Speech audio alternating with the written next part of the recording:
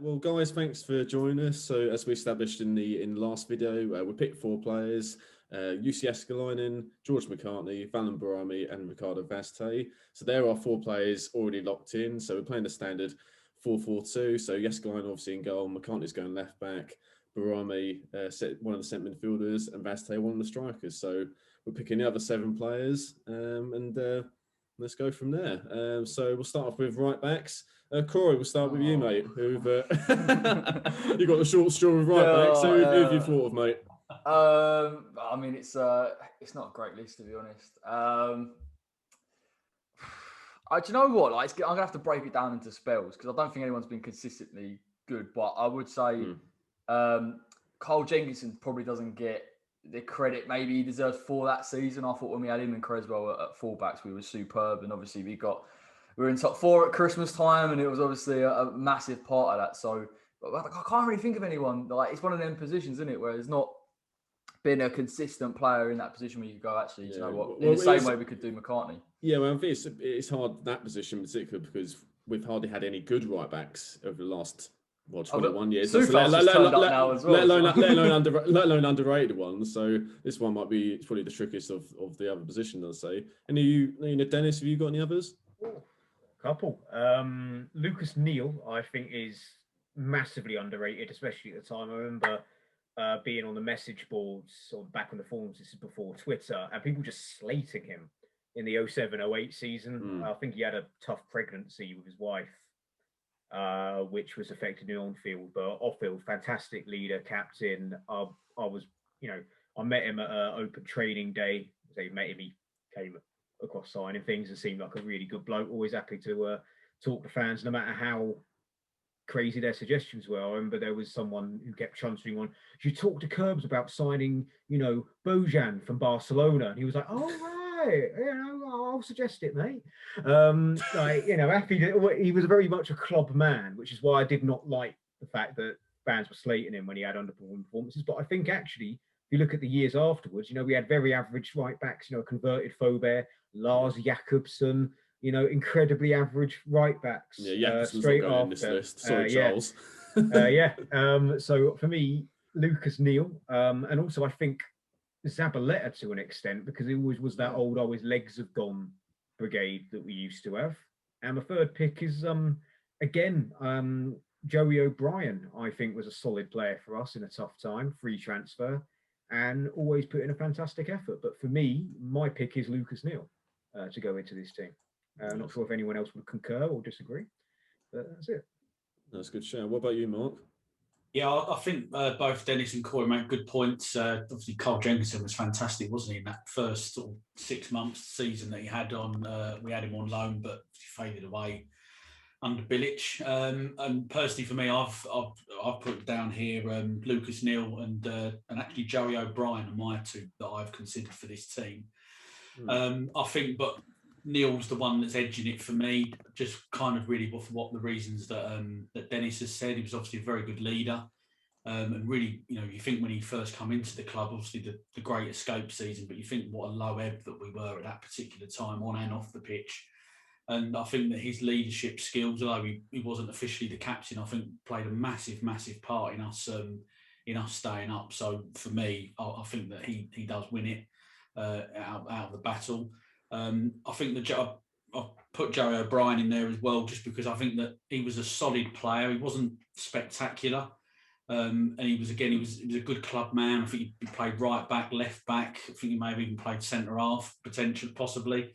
He was a sort of player that, footballing ability probably wasn't the best player that we've ever signed or ever had in our time, but certainly in terms, I think, of his effort, I don't think anyone could ever fault him for that.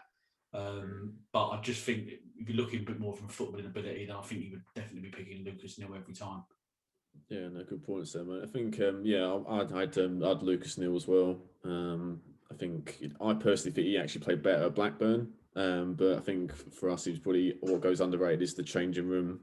As you boys have mentioned before, like his influence at a time where it was quite difficult. Icelandic problem, the owners and stuff like that.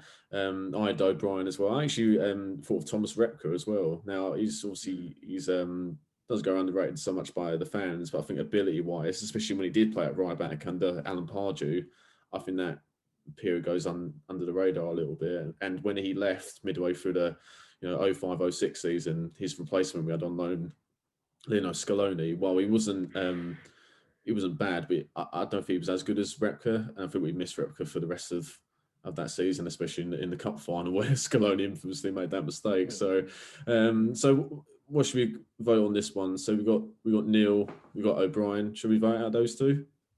Not Jenkinson. Well, I think you're the only one who mentioned him, Corey. So unfortunately, you're gonna have to discard him for that. I wouldn't have. I agree with you that I think Repka's maybe a better player than West Ham fans give him credit, but he's still very highly regarded by the fan base. Yeah, that's true. Yeah, that's I think that automatically must disqualify him from the concept of being underrated. Was again my thought process. Yeah, that's fair enough. Which is why I sort of honourable mentioned Zabaleta as well. But yeah, for me, I'm still sticking with Lucas Neal. He was my pick. So that's who I'm sticking with. Right, yeah, Mark. I'm definitely sticking with Neil. He's my man now. He's definitely underrated, but I'd also go. Maybe this is not this conversation for another day. But I think he's probably the best right back that we've had easily in that period that we're discussing about today. Oh yeah, I mean Tyrone Mears and everyone before him wasn't quite up for it. Johnny Panstill wasn't quite up to it. Cult hero, Johnny Panstill. He said Neil was the guy we finally got to replace Repka a year later. Took us three right backs in between to replace him. But before we think Johnny Spector also played right back for us. But. Yeah, he's not going in this list either, Johnny Spector. Sure still running around the pitch at half time once celebrating that he'd been taken off or something. It was a strange character, weren't he, Panstill? Very strange. Yeah, but I remember he went in late on Robert Green after we went by, and he wrote this big public apology to West Ham fans that hold him in high regard. It's like it's a bit of a joke hero. We didn't actually consider you a club legend, John. It was just your overhead kick against Arsenal. That's all it was. Yeah. Right, Corey, who's your vote, mate? Yeah, obviously I'm going to have to sway to Lucas Neal. I think he's one of them, like we spoke about previously, sometimes right back and left back aren't glamorous positions, and there are intangibles there. And obviously Lucas Neal's leadership, particularly at the back at that time, was crucial. And it was a bit of a coup bringing him in because I think he was going to go to Liverpool. So getting him in, more money, yeah. Yeah, well, there you go. We actually stumped up the money for once. But we got him in and he made the difference. And definitely deserved his place at right back. Good stuff. Just not mention that he started off at Millwall though.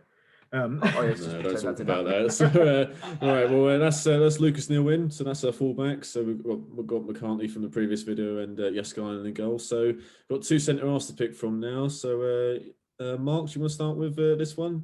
What ones have you thought of? Yeah, sure. I've got quite a few here actually. I think we've it seems to be one area that we seem to have had quite a few players in, and some have been good and indifferent. So what have I got here? I've got 5 picks down, I think, or 4 picks. I'll give you 4 here. So I've got Anton Ferdinand, Elliot Ward, Ian Pearce, and our current centre half, Craig Dawson as well. If this bid had been carried on for the last one, he would not be in the conversation. That's brilliant. Obviously a bit of a mix there with the 4 players. I think Anton gets forgotten about quite a lot, obviously because of his brother. But if you think that playoff season under Pardew, and when him and Elliot Ward the last 15 games, really we struggled for quite a while to get a settled centre half pairing, and obviously them two came together and were fantastic together. Him and Elliot Ward and Anton. And then obviously then the subsequent seasons, but I don't ever feel that Anton Ferdinand ever necessarily gets mentioned by the supporters. Elliot Ward, he's another one. Obviously, it was brilliant in that playoff, that last run, as I just mentioned there. But sort of, I don't think his role necessarily gets remembered particularly. And I think part of the reason is because obviously we brought James Collins and Danny Gabby on in the next season, and he obviously moved on soon after. But certainly in the Championship, he obviously did a fantastic role, and certainly contributed to us going up. Ian Pearce, again, sort of similar vibes, really. He obviously played centre half, right back, right wing back, obviously centre forward as well. Obviously, he was a West Ham fan. Sort of, in a way, I guess almost like the ultimate pro in a way, because I don't think he ever complained about not getting a settled position as such. He just went out there, got on with it. Obviously, physical player, good in the air, good on the ball. And obviously loved a goal or two as well. And I've chucked Craig Dawson in here. And I think what I like about him, he'd been written off by pretty much every West Ham fan, I think, when we signed him. But definitely, obviously got his opportunity, and you know, I think really a bit like with the Lingard situation, where you shouldn't really start, in my view, judging players or slating them, slagging them off, whatever, until they've actually had let's have a little look at them first. He's done brilliantly, and I think he does deserve to be in this shout, I think. No, good stuff. Corey, any others? Mark kind of touched on it a little bit. Gabadon, I don't feel that he gets spoken about enough, to be honest. I thought when he came in that first season in the Premier League, he was superb with Anton Ferdinand. He was composed on the ball. He was good in the air. We did miss him. It's interesting that they kept Ginger out the side, obviously, now that Ginger's gone on to almost be a bit of a cult hero at West Ham. But I felt obviously Gabadon's injuries in the end did it for him. But he certainly had a decent spell with us. Not from the fans, but I guess from a playing ability, I think Ginge. I think people talk about Ginge as if he's some sort of old school centre back that couldn't, win the ball. But he was effective at what he did. He was great in the air. He was a good tackler. He organised that back four as well. So again, probably won't get through because he is appreciated, but certainly someone that footballing ability should get appreciated a little bit more. Good stuff, Dennis.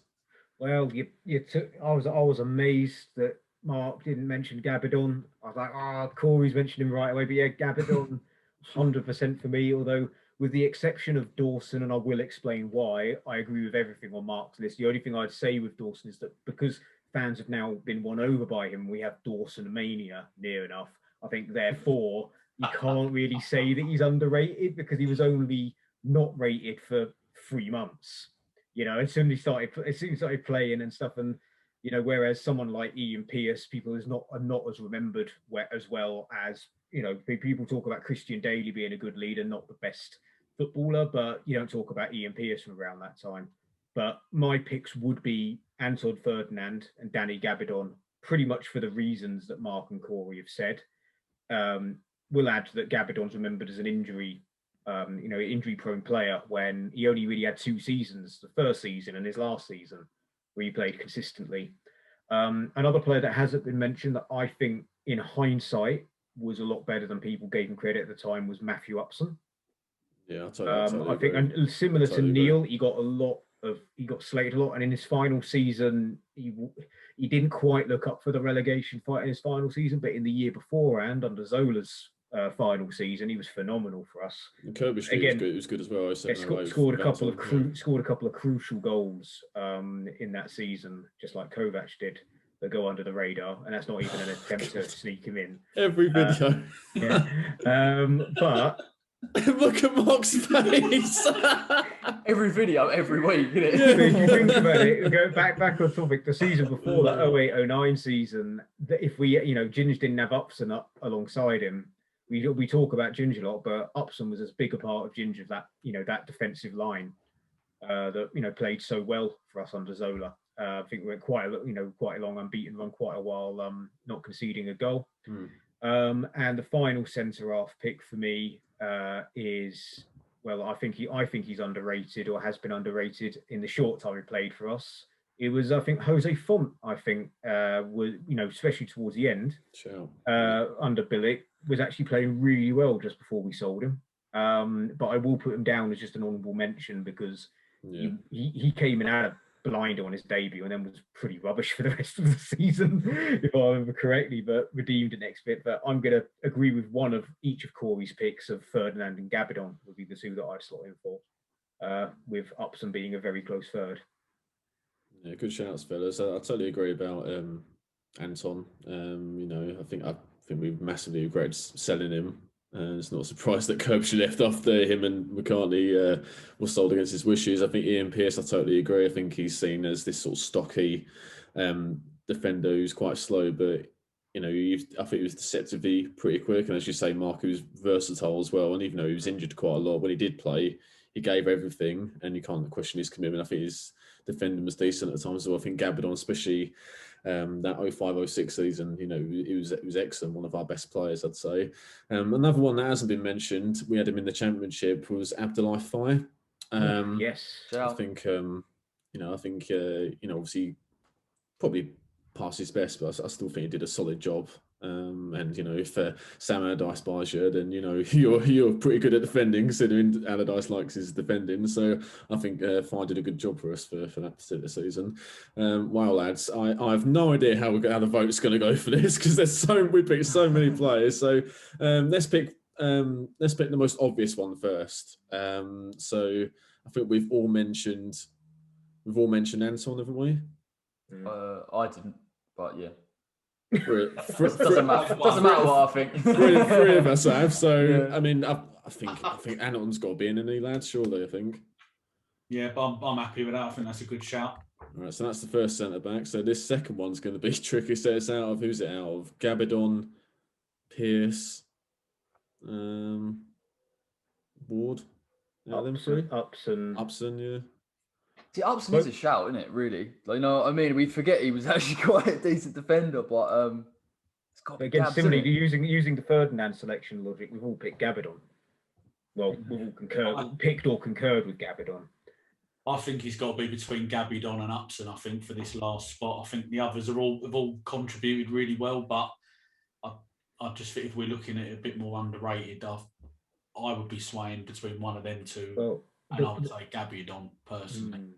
But the one thing I would say, and even though he was my first name down, Gabadon won a Hammer of the Year award. Therefore rated by fans.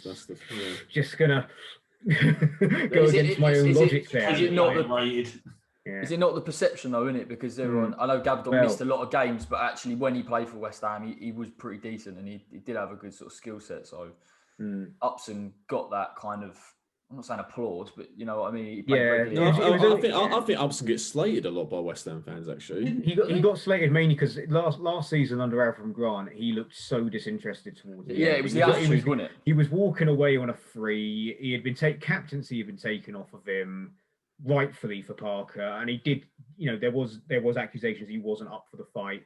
But you have to understand is that he had a huge falling out with Gold, Sullivan, Brady when he left Birmingham, and that probably spilled over onto the pitch.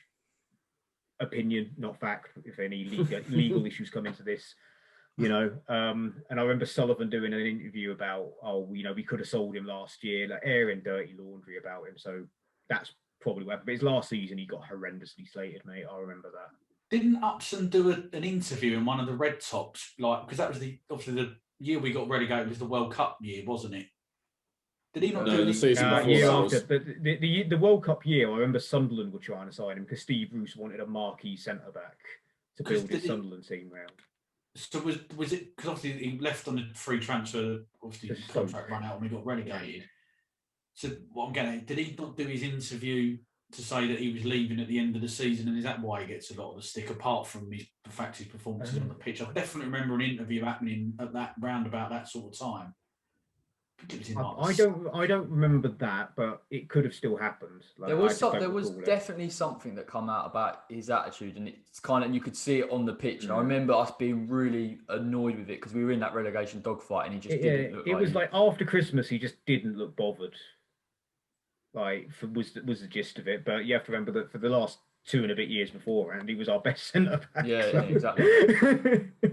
Fiorentina tried to sign him. When we sold Ginge, I remember Fiorentina were trying to sign him for more money, and we said no, we need to keep up. So he's our captain now. Neil's gone, so we sold Ginge instead. Was my memory. But yeah, I mean, equally both work. Gabadon got given Player of the Year though, so there could be the question mark over whether he was truly underrated. His memory's certainly been disrespected, but whether he was underrated, I'll leave it up to you guys. I think both. I think even Ian Pearce is more underrated than both of those, I'd say. But personally, anyway, because he played a long time ago, and he scored a few blockbusters, didn't he? Yeah, Tottenham away, etc. Yeah, Bolton and Tottenham, a couple of screamers. Certainly scored a nifty little finish in 97-98 when we had the blue no sponsor away kit. I can't remember who he was against, but I remember seeing him spin and turn in the box. Something that Burkamp would be proud of. Came up and Vinny posted it, and on this day a few months back. So hey, could we go for Ian Pearce, lads? Yeah, I'm going to go for Ian. Ian Pearce is my shout. I'm happy with Ian. I'm more than happy with Ian Pearce as well. Mark.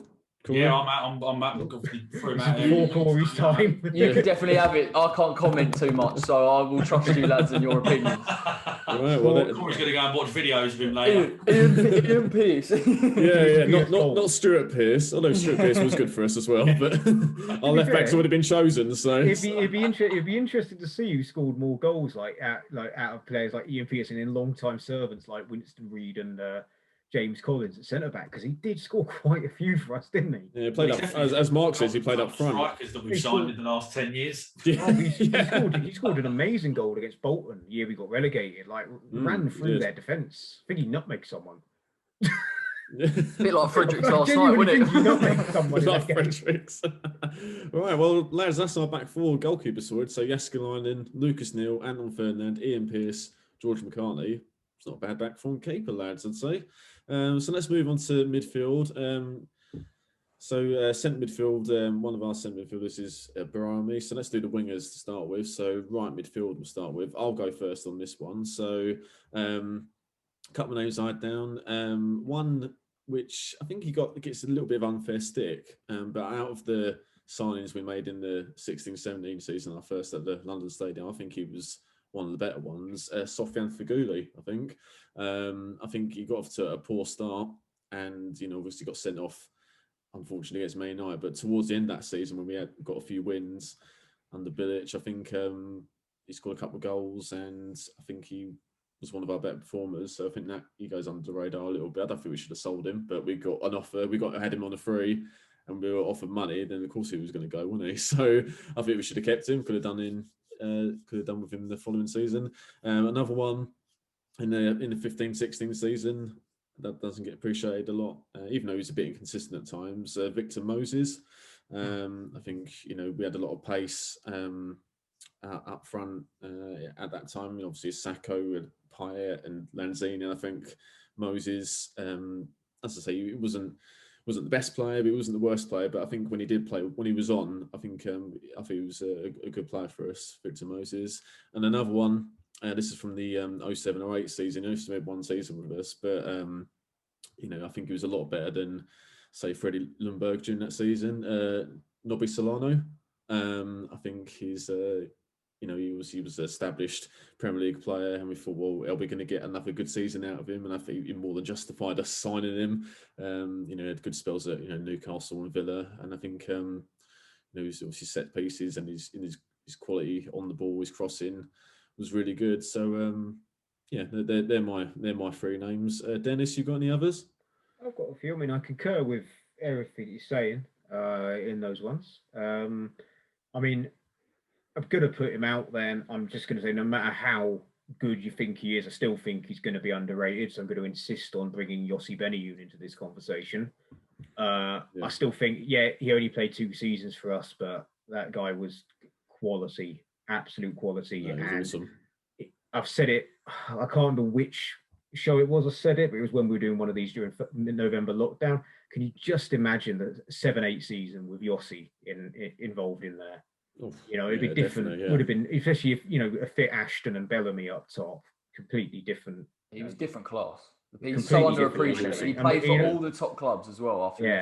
Even though he weren't really that when he went Arsenal. He no, bit of a bad time at Arsenal, but but Liverpool fans rave about him. Yeah, absolutely rave about him. His header against Real Madrid, things like that. I mean, I'm going to say right mid, but you could, and please, if you guys feel this way, correct me, because he played centre mid for us quite a bit, and he played as a 10 for Leeds, but he played out right for us on the FIFA games and Football Manager games. Lee Bowyer, I think, was in his second spell. Did a good job for us. Yeah. Second spell, first spell, forget about it. But second spell, put in some real gutsy performances for us, especially in the 07-08 season where we had loads of injuries, so many makeshift lineups. Like, he ran the show against Derby nothing really to write home about. That Derby team was terrible. Yeah, was that the 5-0? That was the 5-0 one. Yeah. Yeah, he was cruelly denied a hat trick. They put down as his hat trick goal got put down as an Eddie Lewis own goal. Out there, and I mean, there's a few other names that could be bandied about, but I think the other one that I think is underrated and goes massively under the radar for me is Sean Newton, who was pivotal in getting us promoted. We had quite a few problems out. Wide right was a big, big problem for us. We had to end up putting Harewood there for quite a bit under Pardew, and then we brought Chadwick in, thinking he was going to be the silver bullet, and he just didn't work out. Couple of good games, but that was it. And my headphones keep falling out. But Sean Newton came in, I think signing for 10 grand, and he was brilliant and had a good little performance the season after. Sadly got a drugs ban, and then the game sort of passed him by. But he was a real good player for us when he played. He was again vital in that sort of surge to 6th place in 2005. So yeah, he's another one that doesn't. He's another one that gets slayed quite a bit. All right, good choices there, mate. Mark, any others?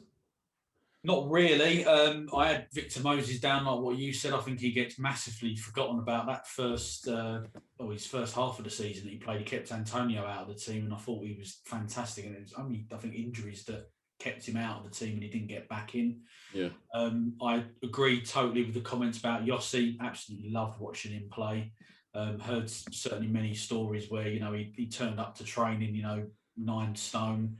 And they're all looking at him going, oh, who have we signed here? He's not going to cope. And then he gets the ball and close control and everything. Absolutely fantastic player, technically brilliant. I've mentioned Harewood as well, but I think that's probably a bit of a clutching straws a little bit as a... We've got enough right natural right midfielders for this. Right wing, but, it's more because I just want to go all out attack, to be honest. We've got a solid defence, so we're all right, I think. We've got too many defenders, in my view. But anyway, someone that I'm going to throw out here. He was a homegrown player. Didn't have too many games for us.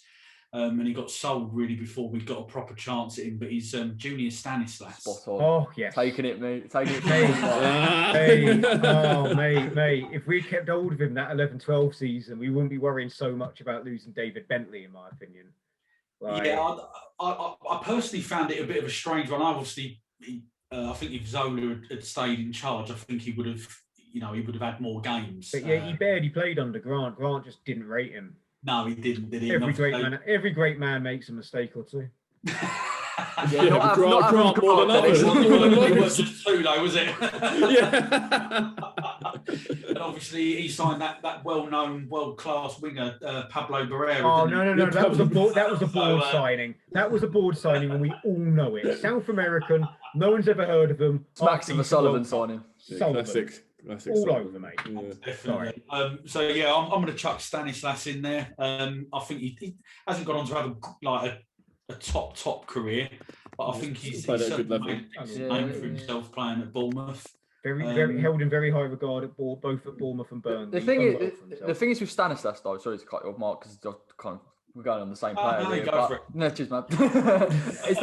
It's the fact that he did play for a number of years in the Premier League, and the time that we sold him, if we'd taken him down with us, he would have performed more than good enough. And the fact that we were coming up and trying to establish ourselves again, you could have got 3-4 years service out of him. Yeah, especially as in the Championship, we weren't the most fluid attacking side. Yeah, well, exactly. So, I mean, it's probably a bit too soon. And to be fair, if we kept hold of him and then sold him, we would have got more money. So, again, typical of... I think there was a deal where he only had 1 year left on his contract, which is why it was so cheap. I could be wrong, but that's what I thought. Can you remember who played right wing in the Championship? Mate, how long you got? We had Faubert played there, Noble played there, Collison played there. Henry Lansbury played there. We had Matt Taylor played out there a little bit. I think Matt Taylor right wing, and can't remember we shoved left wing. I think we had Baldock or someone like that on the left wing. Like we had so many players. There was one game I'm pretty certain Picquion played wide right for a little bit. We had right wing was such a problem for us because we had we sold Stanislas, signed Bentley. I was going to say, we sold the only option that we had. And ironically, his one appearance in the Championship for that season, lads, is a little nugget for you. It was at left back. Came on for 10 minutes against Doncaster. Came on at left back.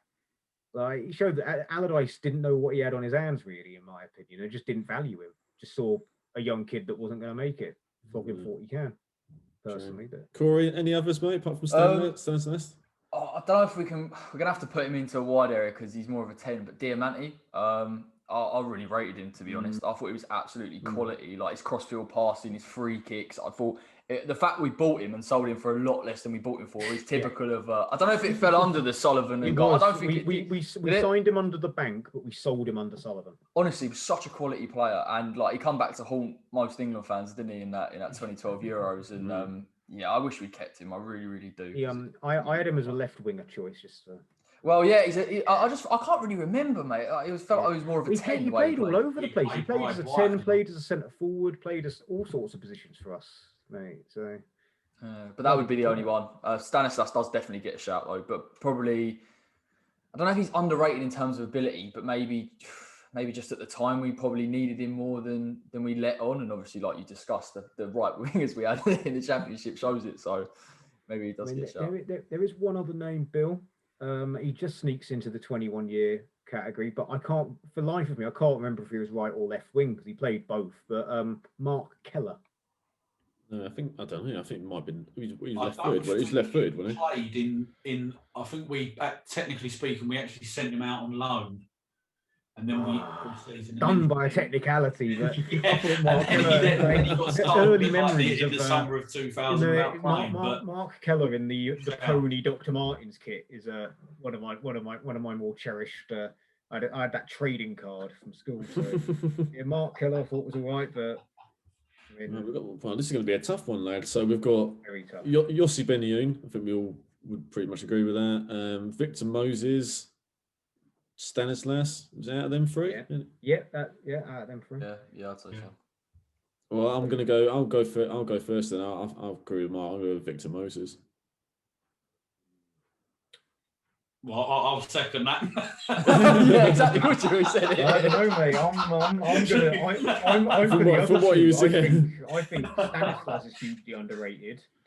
But the thing is that fans rated him because he was a youth product, and you can look back and say, or Behrami more than Moses. I thought Moses did all right for us. I think there was a bit of excitement with the transfer, but it was almost like I think a term my colleague at work likes to use is George Harrison syndrome, and that he was George Harrison was a great musician, but he was in the bloody Beatles. Victor Moses was a bloody good player, but he was in the same team as Dimitri Payet and Manuel Lanzini. So he's a little bit forgotten about in that sense. So I do agree with you, but so I'm sort of torn, but I'm going to weigh a little bit more towards Stanislas, if I'm honest. If I'm honest, vetoing Behrami because he's. I'm torn between. Yeah, I know what you mean, but Behrami was such a good player. I know, but then I think we can caveat it by saying a lot of West Ham fans did respect his ability. I'm probably thinking more in terms of wider football. I'm gonna have to stick with Junior. To be fair, do you think he could have done a job for us? We're tied. We are tied 2 for 2.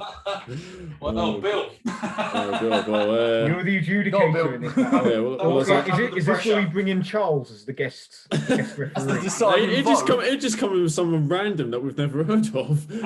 He would play like, John Pansel played one game on Wide, right? He'll probably go, Lars Jakobsen got forward quite a bit. Why don't we just put him out of the way? Sergi Redroff. Oh, one of the most disappointing players. I'm so disappointed. Yeah. What about Freddie Sears? Just throw him out there. He's a striker for me, mate. Stick him back where you found him, mate. He's not going anywhere. Well, as I went with Moses, then I'd say we go Victor Moses. So we're in a dictatorship, all right. Well, it was a tie. I've got the casting vote. He's actually. What do you want to do? Heads or tails? Like, what do you want? What do you want us to do, Dennis? I'm just winding you up, mate. Oh dear. All right. Well, Victor Moses is in at right midfield. So, Dennis, do you want to kick off with left midfield? Yeah. So I've already given away one of my ones. So, but I put Diamante as an underrated left winger for me. You know, he's fantastic player, and in case you didn't know what you had till you had it. Like, he came in, and I remember he had his crazy hair he had when he first signed for us, and he scored that penalty against Liverpool, and you thought, we got a bloody good player. There's all the comparisons to Canio. His goal scoring record didn't quite match up. But if you go back and watch how he played, so much of our play went through him. So many just no-look passes, the type of performance we hadn't seen. We didn't have a player that played like that for us since we had probably Paolo Di Canio or Berkovic. You know, he was a complete wild card going forward. So that's sort of the pick for me. I mean, we've always been, in my opinion, blessed on the left-hand side with great players. We realise, like Etherington, underrated by England, but West Ham fans, we all know how great he was, you know. Yeah. Matty Taylor, another fantastic player, you know, but I'm going to put in Taylor as an underrated pick because he's not really spoken about as much. And he was really influential in helping us promotion, the one rare bit of creative spark in that side, as we literally just touched on, that we didn't have Stanislas. Well, everything went from left midfield, Matty Taylor. So my two picks are going to be Matty Taylor and Diamante. I'm sure there's others that I could go along, but I can't really think of one off the top of my head at the minute. This is a tough one, I thought. Corey, any others? So Matt Taylor, I completely agree with Dennis. I was at the playoff final, and that ball for Carlton Cole was fantastic, and he had a wand of a left foot. Yes, he couldn't get plus players. Yes, he wasn't a Matty Etherington, and he could get to the byline, but I think he put in a really good shift for us. I actually remember him. I think it was Chelsea away where he played centre midfield. And we obviously, you remember the infamous 0-0 against Jose Mourinho, and he put a real shift in. So I think for his overall work rate, his actual quality that goes under the radar, he was a good servant and possibly deserves to place on that left hand side. No, good show, Mark. Yeah, I agree there with what Dennis and Corey said about Matty Taylor. I think he's a massively underrated, wand of a left foot. Really, really good, consistent player, not just for us, but I think if you look across his career in the Premier League as well, and always performed at every club he went and played for. I've got another couple of picks here. I'm not sure if you can class him as a left midfielder, but I remember him playing a few games there. I put Jack Collison down. I think he perhaps would have, obviously injuries effectively ruined his career, that one that he got Wigan away. Obviously he wasn't the same player, couldn't train, but I think he had good touch and really good quality on the ball, good passer, and you always remember him chipping in with the odd goal as well. And again, I've just more of a conversation point, really, more than anything else. He probably was better as a centre forward when he played there. Another one from the youth academy. I've got Zavon Hines down. Not necessarily prolific in front of goal, but I do remember the game against Liverpool under the lights where he tore Jamie Carragher inside out, which was always a good thing to watch. Obviously, very, very quick. But I think, again, as I just mentioned there with Collison, someone who unfortunately ended up with an injury and then just sort of faded away into obscurity. It's obviously great now that he's back at coaching, he's the under-18 coach or somewhere like that at the clubs. It's good that West Ham have kept him involved. But yeah, they're my two picks. But I think Matty Taylor's probably the one. Really, I think he's probably the better, well-known player, and probably adds a bit more quality to the team. Yeah, no, I totally agree with you, lads, about Matty Taylor. I think, as Dennis has rightly said, he's probably our only creative force in midfield, in the Championship under Allardyce, and he played everywhere: left midfield, right midfield, centre mid, as Corey said. I think he played right back again in the 13-14 season, mate. Yeah, just about to say he played right back and obviously left back as well. So his versatility, I think, is underappreciated. And as Mark rightly said, he had a good career elsewhere, didn't he? So I think this one might be quite straightforward, lads. We've all said Matty Taylor, so I'd say he goes in. Yeah, that was an easy one compared to Victor Moses on the right-hand side. So there's Moses and Taylor out wide. So we've got Behrami as one of our centre midfielders. So we've got the other one to pick. So Corey, do you want to go with this one? Oh God, there's quite a few names that could be. I don't know if he's under. I actually know. To be fair, I do feel he's under Kevin Nolan. I feel like people looked at him particularly towards the end and said, "Well, look, he was a bit like playing with 10 men." I'm not going to sit here and lie. He didn't really offer anything other than goals, but how important those goals were for 2 seasons. Well, absolutely. Anything other than goal. I'll slate him with one hand and I'll praise him with the other. And look at Dennis's face. it's really cracking. What's wrong with Kevin Nolan? Right. Anyway, no. I agree. No, I get your point. Corey. just the way you worded it. He didn't offer us anything other than goals. No, but like, goals occasionally towards the end. Important goals. But that's the thing, wasn't it? Like, honestly, that first season in the Championship would have been really, really difficult without Kevin Nolan. It was amazing. Amazing because he was at Newcastle, wasn't he? It was a massive coup at the time. We got him. Yeah. He dropped down. He was probably on high wages as well. I think something that goes under the radar is his leadership as well. He was such a good leader on the pitch, 100%. Like constantly talking, just yapping. But it's a shame really towards the end that he tailed off in the way that he did, and we kind of look at him. Oh, I think some fans look at him a little bit less fondly, but for his service that he put in for the club. Now he's come back to West Ham. I think he's had a massive impact in the backroom staff. So he's got to be my pick there. Yeah, good shout. Dennis? One of his biggest achievements is he finally got one of the Sullivan spawns to shut up on Twitter. So I'll always rate him for that, just by existing. But yeah, I echo what Corey said regarding the logic of picking Kevin Nolan, because he's been tainted by, second half from January 2014 onwards, with the exception of a couple of performances against Southampton and Villa, he was not good, and it was a bit like the rest of the team having to carry him, and he symbolised the bitterness towards Allardyce towards the end of the 14-15 season. Yeah, definitely. But there are a lot of people to pick from. To poach one of Mark's that I already had written down, but I had him as a centre mid, out and out, Jack Collison. I think people. It wasn't. I don't think we realised how badly he was affected until that 13-14 season. Because I remember being back up in the Prem. He scored that belter against Arsenal. Scored a really skillful goal against Stoke to pretty much ensure survival when we were still looking over our shoulder a little bit. But then I remember him going randomly out on loan to Bournemouth, and I was like, "Why the hell are we loaning Jack Collison to Bournemouth? We need him." And then he was gone within a year. We didn't. I don't think. Until we started listening to the X's podcast stuff, just how badly or long term he was affected by that knee injury, So for that, I think he was underappreciated while we had him, because we didn't realise what we were about to lose. Another underrated central midfielder, although his time with us was brief, was Papa Bouba Diop for me, the wardrobe. Yeah, quality for us in the Championship, rest in peace. Quality for us in the Championship for I think it was somewhere like 10 to 12 games. Really shielded our defence from a lack of creativity in the games he played for us.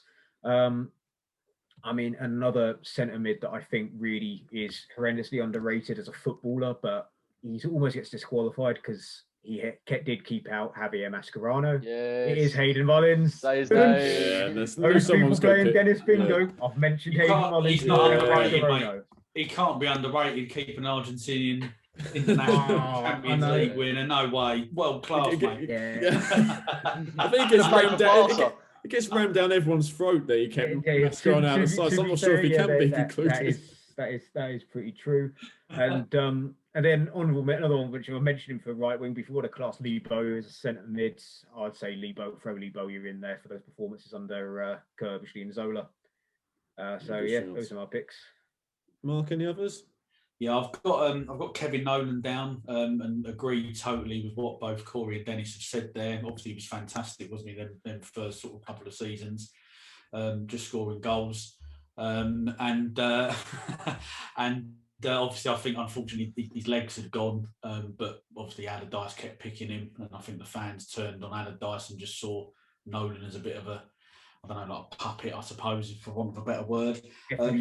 Two other players that I've got. One, I'm not entirely overly convinced that he was maybe a centre midfield player, but I've got Mo Diarmi down. Real energetic player. Probably maybe played a little bit more. Maybe as a winger potentially. You could.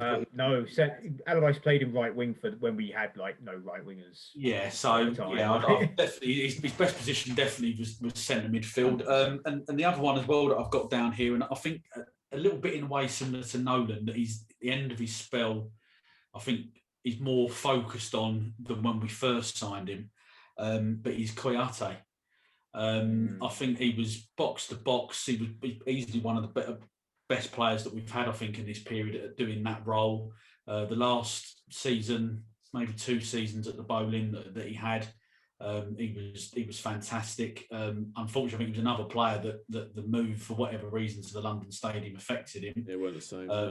Yeah, but I do remember as well, on the one hand, saying that I highly rated him, but I do remember who did we have in the cup? Shrewsbury. Like Macclesfield or Mansfield or someone like that. Shrewsbury, I know exactly what you talk about. And I just remember him just jogging around, almost like jogging around the circle, around the ball. So I think people would maybe focus on that a little bit too much rather than remembering him as when he was at his peak, the first couple of years that we had him. And I think, in actual fact, him going to Palace and obviously he's playing centre half this season, I think seems to have actually revitalised his career. But they're the only other two names that I've got another name that I forgot to read out. I'll do mine first, Dennis. So, so I've got Cole Fletcher. I mentioned him in the previous video. And I've got to mention him again. So I think considering how cheap he was, I think he did such a vital role for, especially when like Hayden Mullins went in the side. He scored on the last day of the 05-06 season against Tottenham, and he played in the FA Cup final against Liverpool. I think he played really well when Mullins was suspended, and I think he did a solid job for us. Obviously, we got him in the Championship, and I think in the Prem, he acquitted himself pretty well. So I think he's one of my picks. I think this next player is more of an honourable mention. I can't see him making this side because he's so worldwide, renowned really. Michael Carrick. I think, again, another one we mentioned in the previous video, but I think he's underappreciated, certainly for England. I think he should have been capped a lot more for England. He'd walk into our side now if he was still playing to a high level. And I think he's really good with his right foot, left foot, and control possession, and just a real top player that doesn't really, I think, really gets appreciated by any of the teams he played for, really, Tottenham and Man United included. Another one from the early 2000s, I'd probably say Steve Lomas as well. At times gets a bit underappreciated. So Steve, and he stayed with us in when we got relegated as well. Another one more recently, Pedro Obiang as well. I think he did a solid job for us. I think some fans raved a little bit too much about his passing range, and he wasn't as good as Michael Carrick, but people thought he was as good as, nowhere near as good as him. But I think he did a job for us, especially when we needed to hold on for leads and stuff, come on for 20 minutes to go, and when other central midfielders were injured, he'd fill in for a couple of games to do a solid job. I don't think until obviously Souček come in, central midfield was a real problem for us last couple of years. So after he left, really. So they're my names. But Dennis, you had another one? I had one, and I was thinking, he's going to mention it when he said last of us, but no, I think it's similar to Lomas, but Don Hutchinson, especially, I think Don Hutchinson in the Championship for us, or Division 1 as it was then, part of his first year, again scored some cracking and vital goals. That volley against Burnley, wasn't it? Well, the volley against Burnley off the post, but the week before, Derby, the last-minute winner against Derby away from, I believe, a Wayne Quinn corner, but I could be wrong. I believe. Your best mate, Wayne Quinn. Again. I can't remember if it was number 11 or number 14, if it was Etherington taking the corner or Quinn taking the corner. But yeah, Don Hutchinson for me is one that's forgotten about. And yeah, he came in for big money and picked up a knee injury when we first signed him, but he put in some phenomenal performances for us in a very, very, very weak squad, especially when it comes to central midfield. I mean, until we signed Rio Coca, I mean, I remember games we had Anton Ferdinand in centre mid because we just had no pace between him, Wobbly, and Kevin Horlock. All of them the wrong side of 32. Yeah, I was going to say, yeah. And John Moncur as well. John Moncur, I think, is another name that, although he's remembered more for his personality, but actually he was a bloody good footballer. He was a bloody good footballer. Couldn't tackle though, could he? Oh no, as bad as Paul Scholes. But all people talk about is his antics on the training pitch. But yeah, those are two others I'd throw into the mixer, with knowing that they might not get picked. Just going back to Bill's point on Carrick, must be actually a bit gutted. I didn't think of Carrick myself. Actually, absolutely loved Carrick. But I think if he'd been Italian or Spanish or whatever, I think he would have played 100+ games for his country, and he definitely played more for England. He was. Mark, he only played one knockout match Yeah, and that was against tournament. I was about to Ecuador. mention it, Ecuador, and Yeah. that he ran the show that day. Like the match of the day, you could not stop talking about him after. Yeah, apart from that, he played friendlies and stuff. We had a terrible manager. They had too much talent that he didn't know what to do with. Such a shame, really. We talk about Sven Goran Eriksson in another video. No, let's not talk about him at all. In the pantheon of average England managers, I think Sven actually did all right. Not with that team. I totally agree with Corey. Well, guys, I thought right midfield was high. If we had two centre midfielders to pick from, I think it would be all right. But we've only got one because Behrami's in there. I don't know where to start, lads, with this one. So we've got. So I think shortlisting Nolan. I'd say Kevin Nolan, Collison. Any others? I think Carrick definitely is a great shot. I really want to stick Cole Fletcher in. I thought Kouate was a bit of a shout. I'd go for Cole Fletcher over Carrick purely because people like Fletcher's one of those ones that goes completely under the radar. You talk about, I mean, we talk about Hayden Mullins from around that time. He was in and around the same time. You know, Michael Carrick's gone on to win Champions League and Premier League medals. We know he's good. We rated him. He was good for us. He had a leg break in that 2002-2003 season. Could the season have ended differently if we had Carrick in the middle? Who knows? But whereas Cole Fletcher completely goes under the radar to the point where quite a few fans would have been, when he plays for us. Exactly. That's why he's my pick. So Fletcher, Collison, Nolan. Out of them three, would we say? Is our shortlist? I'm going to go Nolan. Just the impact he has, and it was Dennis. Underrated. Well, I'm going to say no to Nolan only because of this one thing. Because when he was great for us, people rated him. People raved about him. Nolan 4 was on the back of so many 2012, 2013 shirts when I'd see him out and about going to games. And it was only later on he got staged. So for that short bit, but now we all look back in hindsight and say, actually, we're a bit out of order. No, he didn't deserve it. So for me, he doesn't quite qualify. Certainly in the conversation, doesn't quite qualify.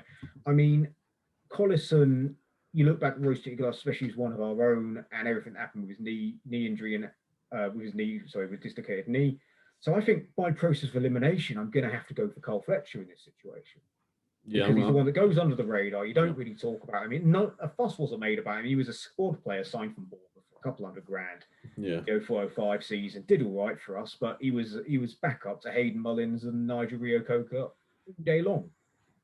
So for me, I think Cole Fletcher, when he played for us, did all right. Nothing special, but did the job. He did the job. He scored that goal against Spurs, whereas Nolan and Collison were appreciated for what they were when we had them.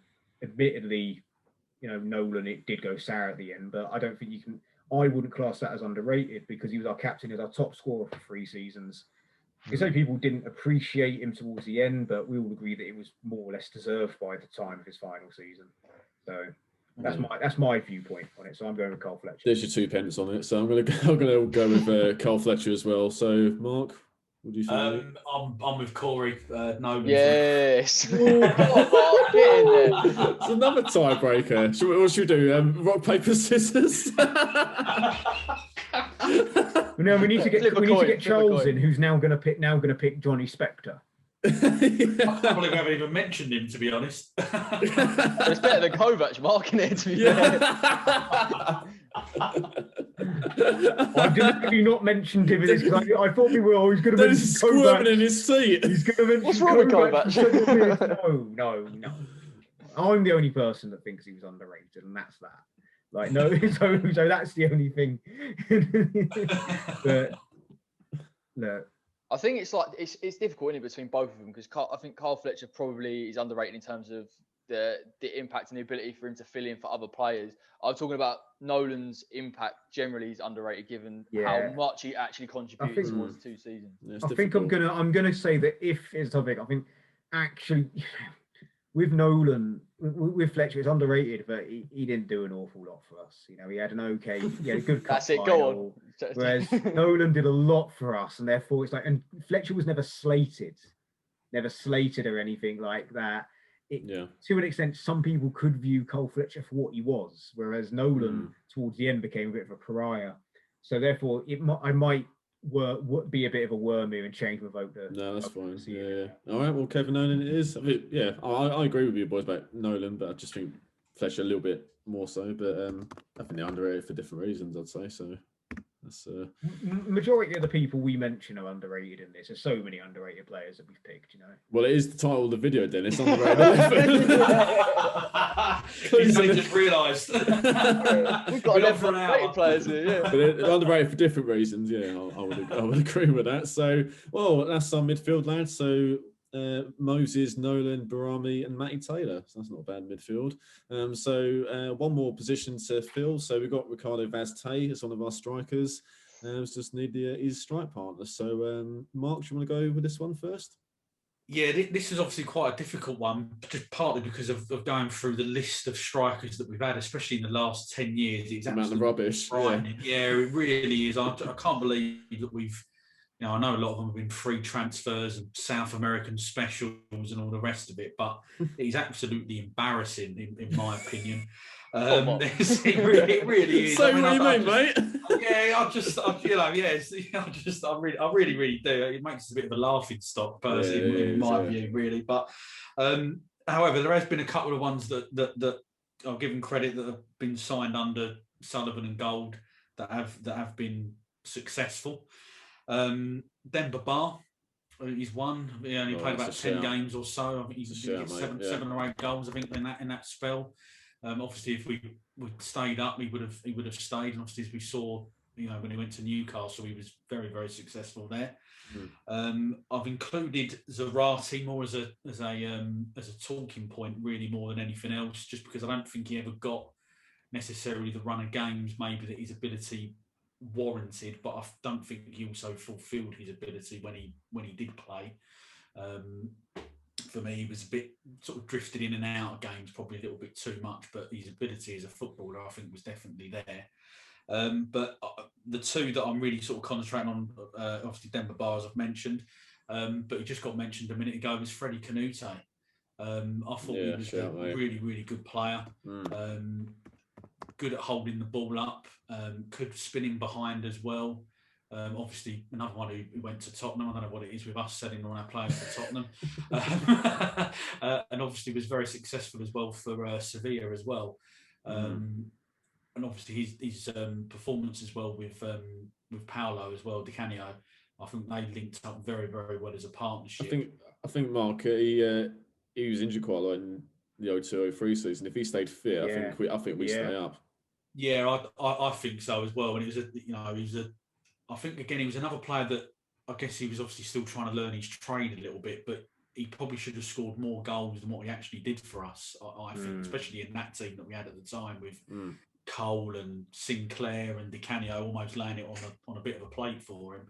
Yeah. But obviously, as you said, he was probably injured for most of the time. But anyway, I really liked him, and if you're looking at the way that we play now, he would probably be the perfect certainly style of player that you would want in your team playing as a lone striker, because he could do everything. As I say, hold the ball up, running behind.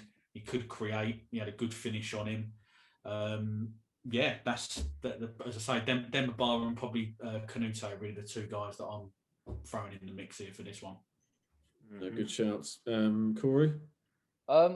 I don't know if he's underrated, but as a footballer, I think Bobby Zamora is criminally underrated. Technically, absolutely superb. It's a great shout. Yeah. Like some of the goals that he scores, one of the games against Everton where Jussi backhills it to him and he hits it from like 20 yards. Yeah, brilliant goal. I was at that. That was my goal. I was at that end when that went in. Really? Yeah. I saw from behind, so I could see it, and everyone's getting ready, and it's such a good goal. And obviously the goal against Arsenal and Birmingham, and he did that regularly. So I mean, the fact we sold him to Fulham, I was massively disappointed. I felt at West Ham, he sort of was always in and out of the team. It was either him, Harewood, or that they were just changing them, and they never really sharing them. Yeah, sharing them exactly. So they never played regularly. But for me, he was such a quality player, and it was actually nice to see when he went to Fulham that he got a bit of international recognition and things like that. He scored that worldie for QPR as well, didn't he, in the playoffs? So he's just a baller, mate. Screamer for Fulham in the Europa League against, I think, Wolfsburg or Hamburg. It was the first leg away, and it was just nothing. No, dead ball. Cool. All right, Dennis, your turn, mate. Any others? Well, first and foremost, I was going to say Bobby Zamora. I think Bobby Zamora was such an underrated footballer. He got quite a lot of flack beginning of the 04-05 season. as you may remember, he finally proved the critics wrong by scoring goals. He scored, but another thing, he made an impact when he first signed for us on his debut. I think it was the equaliser or the winner against Bradford, bullet header. Just consistently scored goals for us when injury free. He had injury problems in his final season for us. He had Achilles problems, I believe. But then he went over to Fulham, and again, is another player that would have one magic season that people would rate him, but then they'd forget about him. So he had that quality season when Fulham were in the Europa League, but then he'd be forgotten about it. Go QPR, it's, QPR signed him, why they signed him for, and then he gets him promoted. Yeah, exactly. It goes round and roundabouts, and so every club probably has that bit where they rate him, then they underrate him. Other strikers, I mean, I echo Canute for Mark. He got injured, I think it was a groin thigh injury, Chelsea away.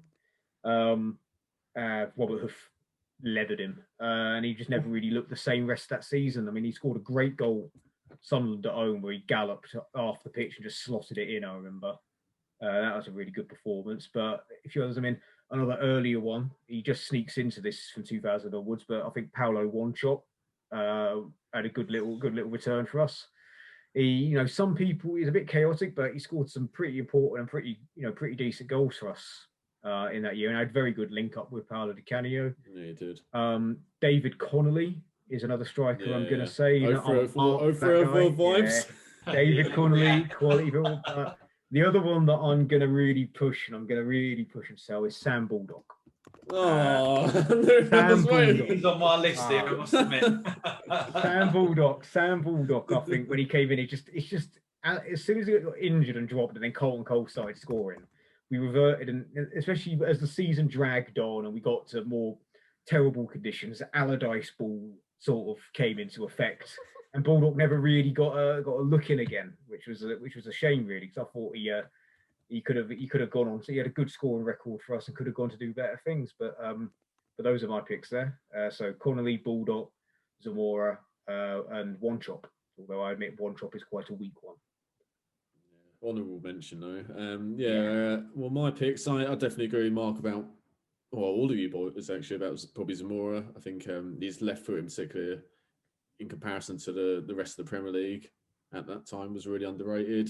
He's technically very good as well, and even though he wasn't a regular starter, I think his goals to game ratio was actually pretty decent, I have to say. And we mentioned a few of the great goals: Everton, Arsenal at the Emirates, Birmingham at St Andrews as well. Demba Ba, Mark, I completely agree. I think overall in the Premier League era, I'd say Demba Ba is massively underrated by Newcastle. Obviously, he went to Chelsea. Obviously, us at West Ham as well. Dennis, I totally agree about David Connolly. He got double figures for us 03-04, and I thought we'd miss him massively when we sold him to Leicester, I think it was. But in the end, we got Teddy Sheringham, so in the end, we didn't miss him too badly. But I thought he was, a proper, fox in the box, a real goal poacher. So, this is going to be a tough one, lads. Who have we got then? So, I think Zamora. I think all of us said him. Actually, Canute, I think, is a good shout as well. So I'd say it's out of Zamora or Canute, I think. I mean, Zamora. Yeah, I'm going Zamora as well. Go, Bobby. Mark. Well, I'm as I picked him. I'm going to say Canute, but I think Zamora is a great shout and definitely worthy of a place in this team. And obviously we got Vazte up top. I think that'd be quite a good little partnership. Prime Vazte, mate. Well, I think Zamora just missed out to Vazte as the striker. That's true. In the last video, I believe it was a real toss-up, and we were debating that one quite hard. But probably because Vaz got the goals to get us up, I guess, isn't it? So. Well, there's our 11 lads. So Jaaskelainen in goal, Lucas Neal right back, centre halves Anton Fernandi and Pearce, left back gorgeous George McCartney, right midfield Victor Moses, centre midfield Kevin Nolan, and who we picked before, Valon Behrami. On the left, Matty Taylor, and up front with Ricardo Vazte, Bobby Zamora. That's a pretty solid team, lads, I'd say. And Alan Kirbyshire as gaffer. And the Kirbyshire as gaffer, as we established in part one. So I'm really happy. That'd be a team that would get mid-table if they were in their prime now, I'd say. Do with Bobby up front now, couldn't we? As an option to come on the bench. Tell me about it.